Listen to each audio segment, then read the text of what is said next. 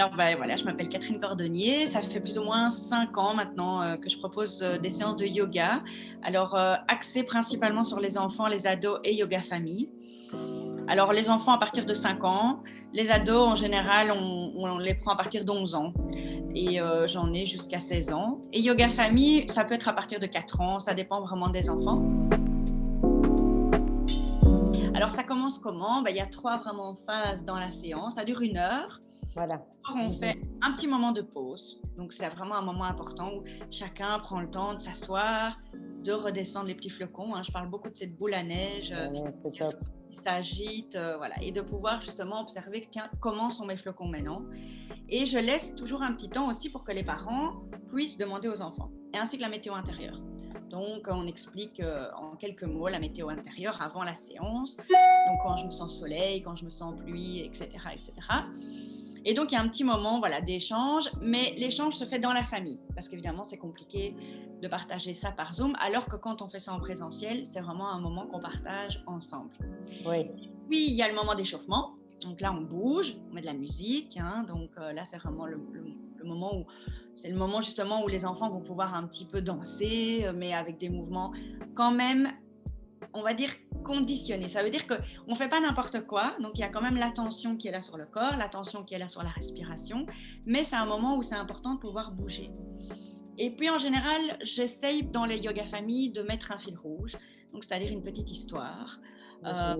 Voir avec un thème. Voilà, si c'est par exemple Noël, on était parti au pôle Nord, la Saint-Valentin, on va à la découverte du pays des cœurs. Enfin voilà, j'essaie de mettre un fil chaque fois peut-être pour essayer en tout cas d'accrocher plus facilement les enfants. Et puis on arrive plus à la phase alors du coup on commence à relâcher un peu et on arrive tout doucement à la relaxation. Et la relaxation, c'est soit des massages que je propose à faire en famille. Et donc moi, je suis souvent avec ma fille pour les yoga familles, comme ça, eux voient comment ça se passe. Ils ont besoin d'un exemple, c'est important. Faire un massage quand on montre dans le vide, ça fonctionne pas du tout. Et donc, ils ont besoin vraiment de pouvoir recopier ce qu'ils sont en train de voir. Et après, on fait un petit moment de relaxation avec de la musique. Moi, je dirais qu'il y a 2 demandes, en fait. Il y a la demande des familles qui ont envie de faire une activité ensemble. Voilà, c'est l'occasion. Pour le moment, on ne peut pas toujours aller où on veut, voir qui on veut. Donc, c'est vraiment le moment de passer un chouette moment ensemble. Et ça, c'est une des demandes. Et puis, il y a les demandes qui sont plus ciblées avec des enfants qui ont plus de difficultés d'attention, des difficultés de se concentrer, qui sont assez dynamiques, énergiques, enfin voilà, tout ce qu'on veut, et qui sont dans une optique de « je cherche quelque chose qui va aider mon enfant à s'apaiser ». Et le fait de le faire en famille, c'est un plus parce que du coup, comme pendant la séance, je donne des petits outils de respiration, des petits moments de calme. Donc, ça veut dire que ces outils-là, ils peuvent, je parlais de la boule à neige tout à l'heure, ils peuvent réutiliser ces outils-là à des moments bien précis dans leur quotidien. Et donc, voilà, ça dure 1 heure et ça passe très vite. Le yoga pour enfants, et c'est ce que je dis souvent, ce n'est pas que des postures en fait. Donc, à la limite, les postures, ce n'est qu'une petite partie dans une séance de yoga. Et tout le reste, c'est le vivre ensemble, c'est apprendre à écouter quelqu'un, apprendre à exprimer ses émotions, apprendre à écouter les émotions des autres, les besoins des autres.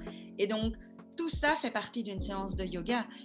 Et donc, les postures, oui, c'est un moment dans la séance, mais ce n'est pas le chemin du yoga. C'est pas l'essentiel, quoi. Non, il y a la respiration, il y a l'écoute de l'autre, il y a l'attention à l'autre, il y a l'attention à soi.